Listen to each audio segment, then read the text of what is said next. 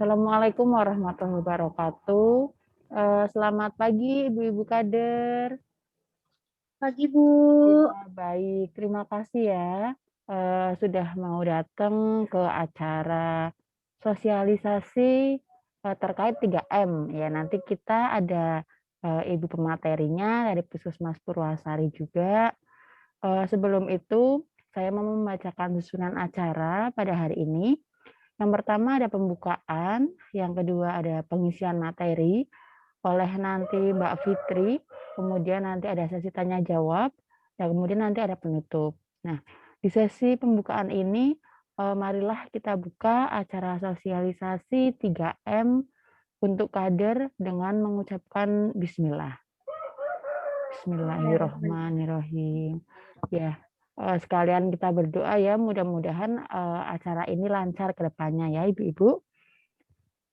Oke, kita langsung masuk aja ke pemateri ya. Nanti jadi ibu-ibu mendengarkan dulu apa yang Mbak Fitri sampaikan. Nanti apabila ada pertanyaan yang perlu ditanyakan, catat dulu aja ibu-ibu, dicatat di bukunya atau di kertasnya. Nanti kita diskusi di sesi terakhir tanya jawab, nanti akan saya pandu. Gitu ya ibu-ibu ya? Oh, Iya. Sebelumnya udah pada makan belum ini ibu-ibu? udah, Mbak. Oh iya. Alhamdulillah juga. Alhamdulillah ya, berarti udah kenyang, udah siap terima materi ya Ibu-ibu ya? Iya, Siap dong. iya. Ya sudah kalau begitu kepada Mbak Fitri saya persilahkan. Ya, terima kasih Bu Moderator yang telah memberikan kesempatan kepada saya dan terima kasih pula ibu-ibu kadernya sudah mau hadir ya Bu hari ini padahal cuacanya agak-agak mendung di sini. Gimana kabarnya ibu-ibu semua? Alhamdulillah sehat, Bu. Mm, Semangat hari ini sudah siap menerima materi? Semangat dong, siap. Nah, iya siap dong. Semangat ya, Bu. Nah, Siap. perkenalkan saya Fitri Nurhidayati. Di sini saya sebagai fasilitator perwakilan dari Puskesmas Purwasari. Saya di sini akan men-sharing ilmu yang telah saya dapatkan. Nanti ilmu yang telah saya sharing ini akan ibu-ibu kader pakai untuk di masyarakat nanti ya Bu ya. Nanti saya mohon pertolongannya nih kepada ibu-ibu kader. Eh, Sekarang saya akan menjelaskan mengenai eh, kelompok rentan, langkah-langkah pendataan kelompok rentan. Nah, ibu semua sudah ada yang tahu tentang kelompok rentan ini? Rentan belum, Mbak. Rentan terkena COVID gitu Bu. Belum ya Bu ya? Belum, Nah, belum. tapi buat COVID-nya ini sudah tahu apa? Sudah, COVID-nya Mm, sudah. Apa Bu? Coba, yuk saya pengen dengar dulu dari Ibu tentang COVID itu apa, yang Ibu tahu sejauh mana gitu tahu. COVID itu sebuah virus yang bisa masuk ke dalam tubuh manusia, yang dimana kalau manusia terinfeksi virus COVID itu dapat menyebabkan gangguan kesehatan dan juga kalau bisa menyebabkan kematian juga jika yang menderita COVID itu memiliki penyakit-penyakit pendukung lainnya. Dan COVID dapat Nah, menular dengan cepat nah, nah, melalui nah droplet. itu.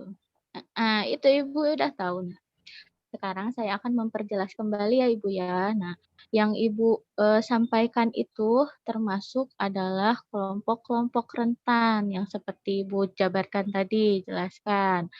Nah, yang pertama itu adalah orang-orang atau warga yang termasuk ke dalam usia lanjut, yang memiliki umur lebih dari 60 tahun. Nah, di sini ibu-ibu harus tahu nih siapa saja eh, warganya yang ada usianya lebih dari 60 tahun.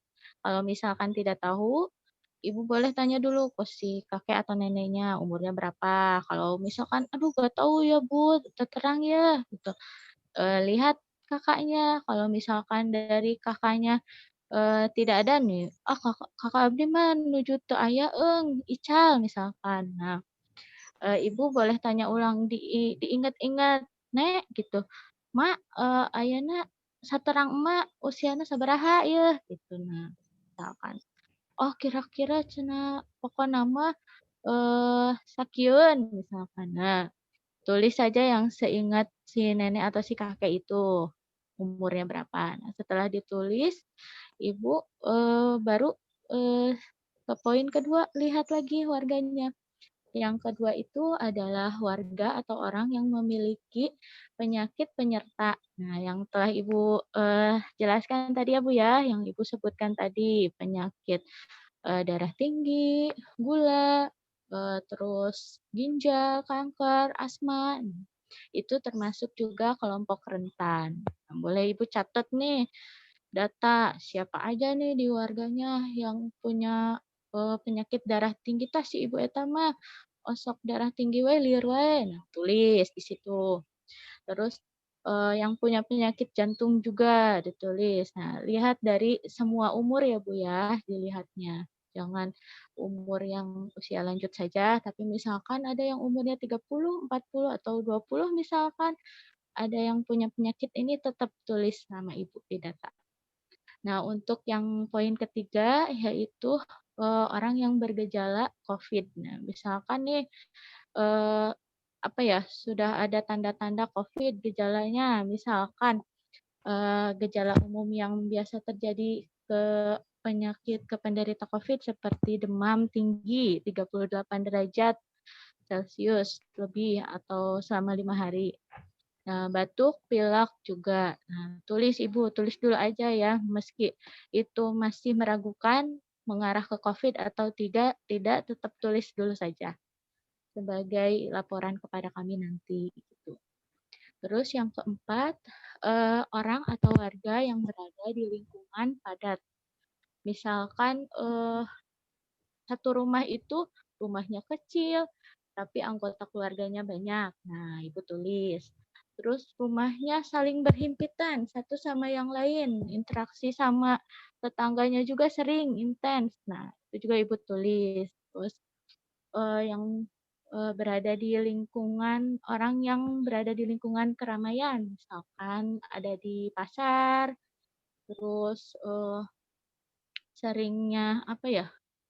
Sering berinteraksi gitu dengan, masyarakat yang lain. Terus lalu poin selanjutnya yaitu orang yang memiliki mobilitas tinggi, seperti, frekuensi atau misalkan lebih lama berada di luar rumah daripada di dalam rumah. Nah, Ibu catat, kayak ini nih, misalkan Pak Agus nih, dia sopir bis. Dia selalu keluar kota, seminggu ada 3 atau 4 kalinya. Nah, Ibu tulis tuh, dia beresiko tinggi si Pak Agus ini. Terus, yang poin selanjutnya yaitu orang yang sulit mengakses pelayanan kesehatan, seperti gelandangan, kelompok-kelompok minoritas yang tersisihkan gitu, Bu. Kayak apa ya, yang suka tidur di kolong jembatan, pengamen. Nah, itu kan suka susah tuh mendapat pelayanan kesehatan. Nah, Ibu juga catat di situ, lihat. Lalu, poin selanjutnya yaitu ibu hamil dan balita. Nah, kalau ini mah tidak perlu dijelaskan ya, Bu, udah ngerti ibu hamil, baik yang dari hamil muda, dari usia awal trimester pertama sampai trimester akhir pokoknya Ibu tulis. Nah, balita juga dari 1 tahun sampai 5 tahun tulis ya Bu di data. Nah, setelah itu Ibu kan sudah punya tuh rekapannya, siapa-siapa saja orang-orang yang termasuk dalam kelompok rentan ini. Nah, Ibu data nih, terus apa ya, kelompokkan berdasarkan tadi poin-poinnya. Nah, setelah itu nanti kami akan memberikan form semacam formulir nanti yang akan Ibu isi dalam, membantu, apa ya, mengelompokkan warga-warga yang rentan tersebut. Nah, setelah Ibu tulis ke dalam form yang kami berikan, lalu Ibu laporkan kepada kami sebagai, nanti, apa ya, penelusuran lebih lanjut bagi kami. Nah, begitu, sekian aja mungkin yang kami ingin minta tolong kepada Ibu, gitu. Untuk selanjutnya nanti akan kami tindak lanjuti. Nah, begitu mungkin, ada yang ingin ditanyakan Eee, Ibu-ibu kader semua? ya. Oke, terima kasih ya Mbak Fitri, sangat bagus sekali penjelasannya Ibu-ibu.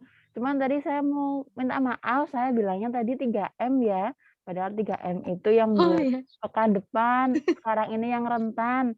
Jadi tadi, Mbak Fitri udah jelaskan ya, sangat jelas sekali kalau lansia gimana, komorbid dan lain-lain. Nah, kalau ibu-ibu tadi udah nyatet atau ada yang penasaran, ada yang pengen tanya-tanya, silakan nanti angkat tangan saja, nanti saya tunjuk. Sebelumnya sebutkan nama sama dari RT mana, RW mana ya, Bu, ya. Kali aja nanti pas ketemu papasan sama saya atau sama Mbak Fitri, kan bisa saling nyapa gitu ya. Iya, Jadi, iya, silakan boleh. silakan kalau mau ada yang nanya, dari Ibu siapa, alamatnya di mana. Saya Oh iya, silakan itu yang pakai kerudung abu-abu ya, silakan Ibu, perkenalan dulu. ya, terima kasih kepada Ibu moderator dan juga Ibu yang sudah memberi materi.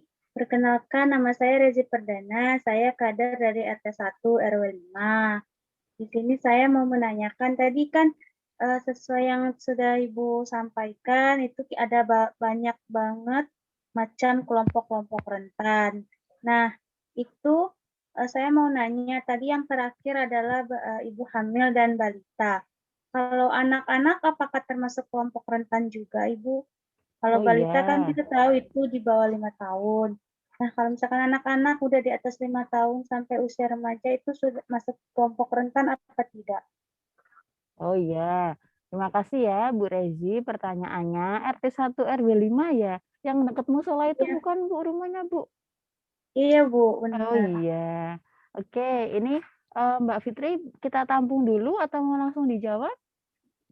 Langsung dijawab saja Oh ya, Bu, iya, ya, baik, mungkin silahkan. lebih baik.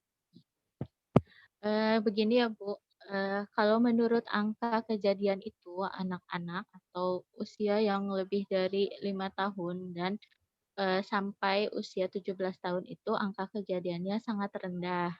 Maka dari itu kami mungkin bukannya tidak menghiraukan ya, tapi bukan menjadi prioritas utama. Nah, angka kejadian yang tinggi itu lebih kepada kelompok-kelompok rentan yang saya sebutkan tadi. Nah, maka dari itu untuk, mendeteksi dini agar tidak sampai terjadi, keparahan dari Covid ini, jadi kita harus, lebih, apa ya, fokus gitu ke kelompok rentan ini, karena angka kejadian Covid-nya itu lebih tinggi serta angka kematiannya juga lebih tinggi pada kelompok rentan yang ini.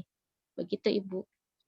Iya, begitu Ibu Rezi mungkin atau kalau masih bingung bisa tanya lagi, kalau sudah cukup, boleh Eee, gimana? saya, udah paham Bu dengan jawaban Ibu, terima Oh kasih. iya. Selanjutnya saya masih mau nanya nih Bu, Oh iya iya boleh soalnya Oh silakan ini iya kan boleh, juga Bu, silakan. ya. ini juga, pertanyaan dari teman-teman juga kan, dan jadi kan kita misalkan nih, ini kita para kader, kita udah turun ke lapangan, kita udah melakukan, identifikasi kelompok-kelompok rentan. Kita udah dapat misalnya Bu, laporannya itu, apakah kita harus langsung ngasih tindakan atau kita laporkan dulu ke puskesmas, baru kita, kasih intervensi atau gimana Bu? Misalkan nih, kita udah tahu kalau di rumah itu udah ada, lansia misalnya. Nah, kita udah tahu kan kita harus ngapain gitu. Tapi apakah kita laporkan dulu ke puskesmas biar bareng-bareng sama orang puskesmas, atau kita langsung aja ngasih intervensi, langsung kita jelaskan, langsung kita suruh pakai masker, jaga kesehatan atau gimana ya, Bu? Oh iya oke, terima kasih ya Mbak Rezi pertanyaan keduanya. Silakan Mbak Fitri. Kalau menurut langkah-langkah yang telah saya jelaskan tadi, sebaiknya Ibu, melaporkan dulu kepada kami. Tapi untuk misalkan, kecil-kecil seperti memakai masker, jaga jarak, nah itu boleh boleh Ibu, boleh sekali Ibu, apa ya, kasih tahu ke masyarakat, diingatkan kembali. Tapi kalau untuk pelaporannya itu tetap harus ke kita dulu. Baru nanti tindak lanjut selanjutnya, kecuali yang 3M itu ya, Bu, ya. Nah, kalau 3M itu, secara umum boleh dilakukan oleh siapa saja.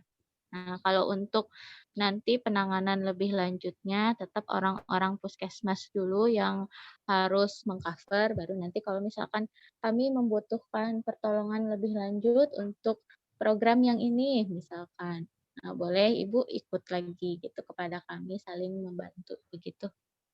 Oh iya, Hmm, begitu ya Ibu Rezi. Sepertinya Bu Rezi ini ya, apa, aktif Sangat sekali. aktif ya, Iya, Bu, iya Ibu Kader kita kelihatannya. tepuk tangan dulu Bagus untuk Bu Ibu, Rezi. mhm. Saya juga Iya, semangat ini ngasih materinya. ini Kalau Bu ibu-ibu Rezi ini kadernya contoh pintar, semangat semua. oh iya, Bu Rezi ini contoh yang baik. Jadi, kalau misalkan masih bingung silakan bertanya, daripada nanti dipendem gitu kan ya. Terima kasih ya Bu iya Bu. Rezi untuk Iya Bu. pertanyaannya.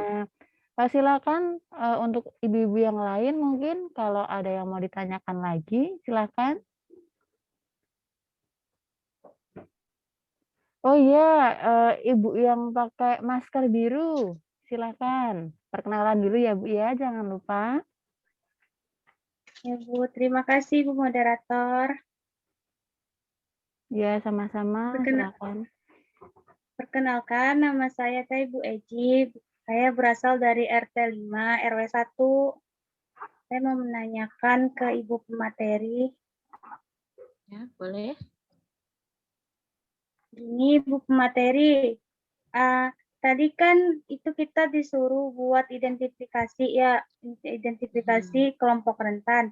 Nah, identifikasi ini cuma buat keluarga-keluarga penderita COVID aja, atau buat semua warga yang ada di kecamatan kita gitu. Kalau emang iya, kalau untuk keluarga COVID aja berarti untuk warga yang nggak terkena COVID nggak apa-apa dong kalau ada kelompok-kelompok rentan. Terima kasih, Bu. Oh iya, Bu siapa tadi, Bu Eji ya? Bagus Ya, sekali pertanyaannya. Mau langsung dijawab Mbak Fitri? Ya, boleh. Ya, Takut silakan. lupa kalau nanti. Oh iya, silakan. Ya, begini ya Bu, kalau untuk pendataan itu, identifikasi itu harus yang belum terkena COVID, belum terpapar, yang beresiko. Kalau beresiko itu berarti belum ya Bu ya. Nah, jadi tugas Ibu atau yang saya minta dari Ibu itu untuk mendata semua warga yang berpotensi terkena COVID ini. Nah, yang seperti saya paparkan tadi yang termasuk ke dalam kelompok rentan. Nah, kalau untuk yang sudah terkena COVID, mungkin nanti pihak Satgas atau kami yang akan dari Puskesmas yang akan menindaklanjuti penanganannya. Begitu, Bu. oh gitu Oh ya, Bu iya, ya. untuk mungkin untuk pemantauannya nanti, saya akan, apa ya, sharing lagi ilmu tentang cara pemantauan, orang-orang yang dikarantina. Nah, mungkin di lain waktu ya, Bu, ya. Iya, Ya, Bu. Berarti begitu. Terima kasih. Ya, ya, gimana Bu Eji? Silakan. ya. Berarti walaupun misalkan ada seorang warga dia terkena COVID, terus ternyata di rumahnya itu nggak ada yang kelompok rentan, berarti nggak perlu diidentifikasi ya, Bu ya. Nah, kalau itu termasuknya kontak erat, Ibu, bukan kelompok Oh, rentan lagi. kontaknya. Kalau Hmm. kontak erat itu nanti akan saya jelaskan kembali, cara-caranya ya, Bu, ya, dalam pemantauan kontak erat, terus ngasih tahu, ke orang-orang yang, kontak dengan positif COVID itu harus karantina berapa hari, gitu. Nah, kalau untuk isolasi itu harus di pelayanan kesehatan kami, gitu, Oh, di gitu. fasilitas kesehatan kami, begitu, Oke, Bu. Terima Bu. kasih, Bu. Ibu Eji sudah jelas? Sudah, Bu, jelas Iya. sekali. Kita beri tepuk tangan dulu untuk Mbak Fitri ya. Materinya sangat bagus Ibu sekali. semua juga hebat. Iya, kita beri tepuk tangan juga untuk ibu-ibu kader semuanya yang sudah aktif. Terima kasih. Jadi Saya mau menambahkan, sejauh ini pengetahuan kita terkait Covid masih sampai sini ya, teman-teman. Jadi nanti kalau misalkan ada perkembangan informasi, ada perkembangan ilmu atau, perkembangan pengetahuan, kita akan sampaikan lagi kepada teman-teman kader. Kemudian kalau misalkan nanti masih ada nih yang belum, paham atau malu mau tanya di forum, nanti bisa, menghubungi saya, nanti bisa saya sampaikan nomornya Mbak Fitri, nggak apa-apa ya, Mbak, ya? Iya, jadi, Apa nanti Mbak, saya bisa malah senang kalau ada iya, yang jadi, bertanya. nanti bisa chat secara pribadi gitu, misalkan malu tanya di sini, gitu ya, Ibu-ibu, ya? Iya, terima kasih Ibu-ibu, saya mohon maaf apabila ada pernyataan dari saya atau Mbak Fitri yang kurang berkenan di hati ibu-ibu semua. Kita Maaf tutup ya Bu acara semuanya. iya, kita tutup acara sosialisasi yang ini kelompok rentan ya, kelompok rentan ini, dengan mengucapkan alhamdulillah. Alhamdulillahirabbil alamin. Terima kasih ya Ibu-ibu, sampai jumpa di lain kesempatan. Wassalamualaikum warahmatullahi wabarakatuh. Waalaikumsalam warahmatullahi wabarakatuh. Terima kasih ibu-ibu kader semuanya. Ya, Bu,